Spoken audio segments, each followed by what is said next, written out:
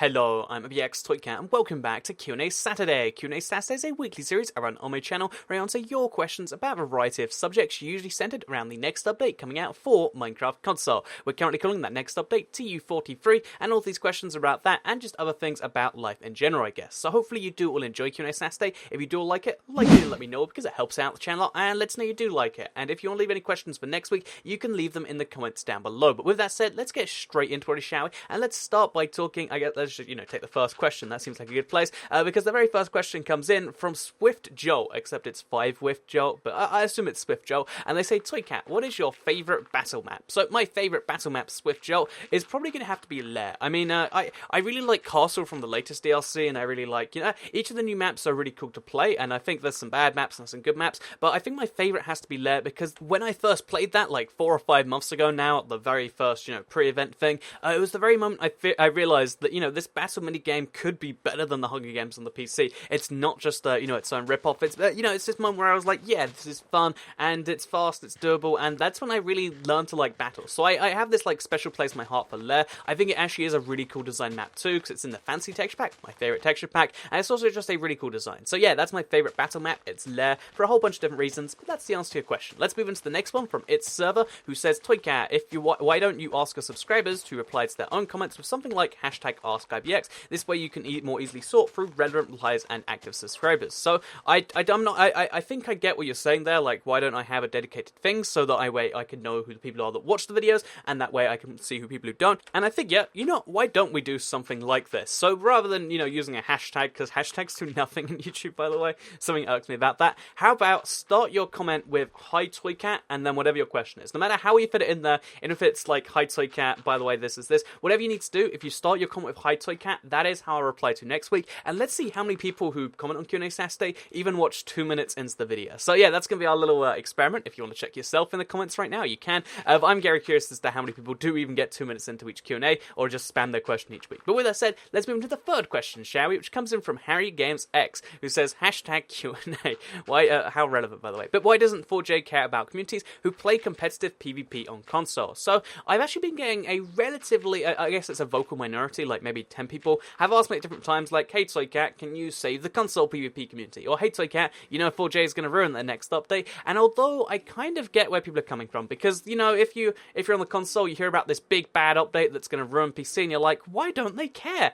But the reality is, 1.9 combat is actually an improvement on the system. The current combat on Minecraft, Minecraft that's had for the last 5 years is actually a really bad system. It only just about works because there's enough other elements in the game. But basically, what 1.9, this is my full argument. So when I'm, arguing back these people, you can understand what 1.9 is trying to do is make combat a more complex thing. It's trying to make it a thing where it's not just whoever spam clicks faster with a better connection wins. You've got to get that timing right. It's hit and then hit and then hit and then hit. But then there's also the dual wielding, so you'll do that. And because it's timed hits instead of spam hits, now you have to make sure you hit each of those. So it's not just, make sure you time it right, but it's make sure you time it and get the hits. And there's just a tiny bit more skill added to it, and that's why I think the new PvP is better. If you don't think the new PvP is better, which I get, a lot of people then say, no Toycat, I like the current thing, but the only problem with that is there's only 2 solutions to fix your, again, it's a very vocal minority community. It's literally, maybe 1 in every 10,000 people or 1 every 1,000 people, to fix this tiny little vocal minority that really don't like it. Again, that's just what it is. What they have to do is one of 2 things. Either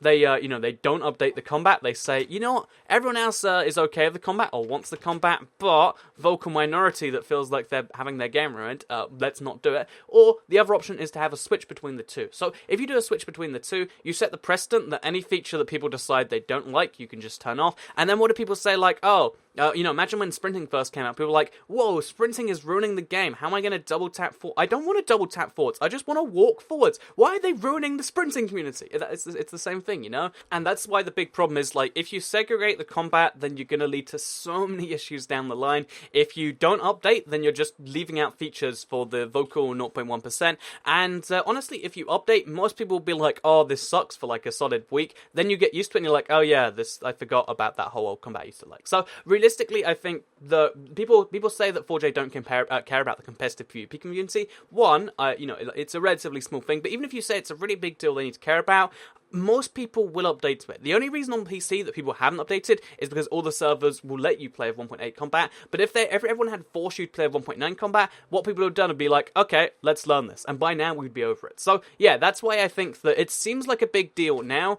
but in like 6 months we'll be like, wait, was there a big thing with PvP? Haha, that was funny, wasn't it? So that's how I imagine it'll go anyway, and that's why, people say they don't care about you. I mean, there's probably issues where they don't care about you, but on this one, I think it is just, it makes sense to do it in this way. Anyway, with that said, before I offend any more people, of any more, I guess, PvP minorities, let's move on to the next question, which comes in from Shay Vono, who says, #QnA. What was the favourite part of school your favourite part of school when you were a kid? So I mentioned before how even now I don't think school was a good thing. A lot of people say, oh yeah, school was the best time of my life. No, I like life right now. But yeah, what was my favourite part of school? Probably the fact that when you were done with each day, it was like 5 hours a day. When you were done with it, it was done. I mean, sometimes you had homework, but I never did homework. So, when I left school, I was entirely done, and I had like 6 hours of just me time, or, I guess you can call it me time, but, time to just do whatever I want. So I'd play video games for 6 hours, or I'd go on the internet for 6 hours, and that was great. Whereas nowadays, because I do something that I like and that I work in the same place that I kind of, I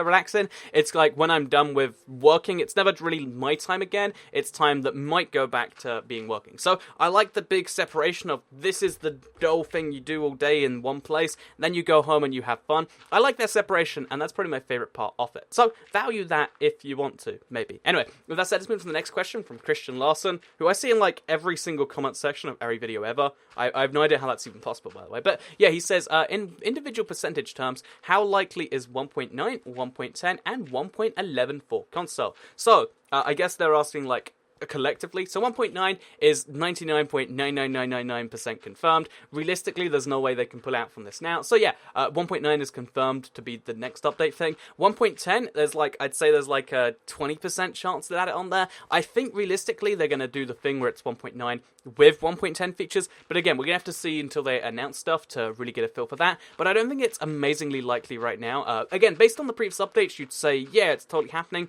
but I wouldn't get your hopes up just yet, so 20, 30, 40, less than 50% right now, I would say, based on what we've seen, and then 1.11, 0.1%, because 1.11 is being just announced for PC right now. It probably won't be out by the end of the year, which is when this console update is coming out, so they'd have to work on something alongside the PC developers and release it before them, which, I mean, I'd love that, but given that there's also 1.9 and 1.10 first, it just doesn't seem very likely. So yeah, there's the answer to your question. In individual percentage terms, 100, roughly, 20, let's say 40, and then 0.1. That's in my opinion. Bear in mind, this is like the same way a bookmaker makes opinions. Like, I'm taking bets on it. It's not like this is the guaranteed. It's a 40%. They roll a dice, and if it gets a 2 and above, they update to 1.10. That's not how it works at all. Anyway, with that said, let's move on to the next question, which comes in from JT Kirsting, who says, what phone do you use, and what do you think about the iPhone 7?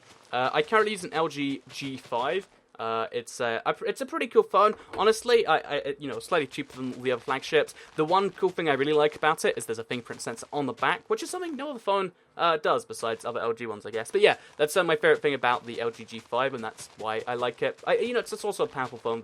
I think it's 1440p display. But yeah, what do I think about the iPhone 7, and will I upgrade to that? I guess is the logical next question.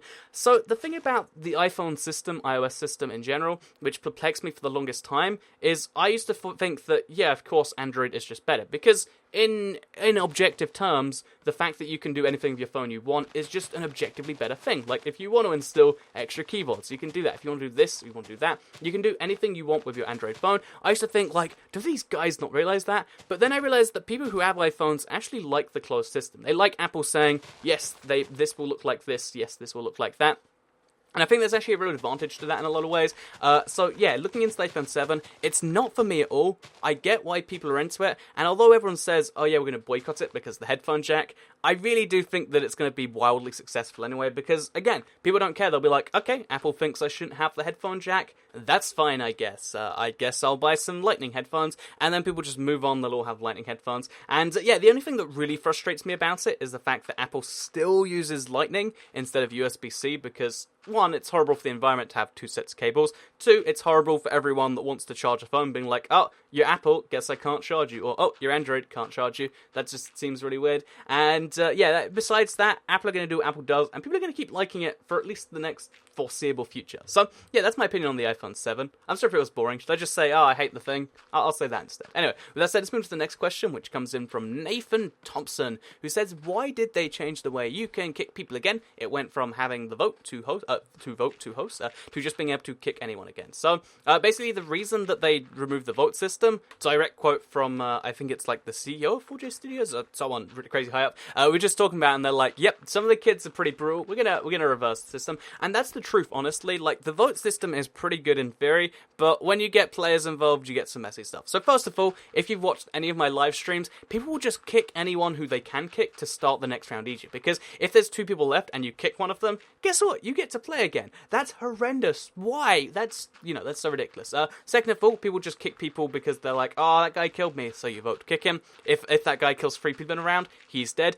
Third of all, there's the whole issue of teamers. So if you get 3 people that are communicating, they can kick whoever they want from any game, which means that not only do the teamers have an advantage in-game, but if you kill them, they'll kick you, which is so ridiculous that that's the way it works. So, yeah, that's why they changed the system. It wasn't working correctly, and that's kind of that right there. Anyway, let's move to the next question from Adam Beer, and this is more exciting UK talk. So if you're not from the UK, just imagine these are like starship planets, so it sounds exciting to you. But yeah, basically, I mentioned how London was the centre of the UK, but Adam Beers says, but Nottingham is actually better, or any other East Midlands city, is actually better for getting to places, and I'm not saying that because I'm from Nottingham. It's in the middle of England, so you can basically get anywhere from in the UK, and it has an airport, and it's cheaper than London too. It's a win-win. So just to refute this one, because I genuinely considered living in Nottingham. It's about like a third the price of the houses where I live now, so I could have bought one a long time ago. But yeah, the thing about living in Nottingham that made me go, oh yeah, I don't know about that, is that every time I spoke to anyone about it, they're like, oh, Nottingham. And,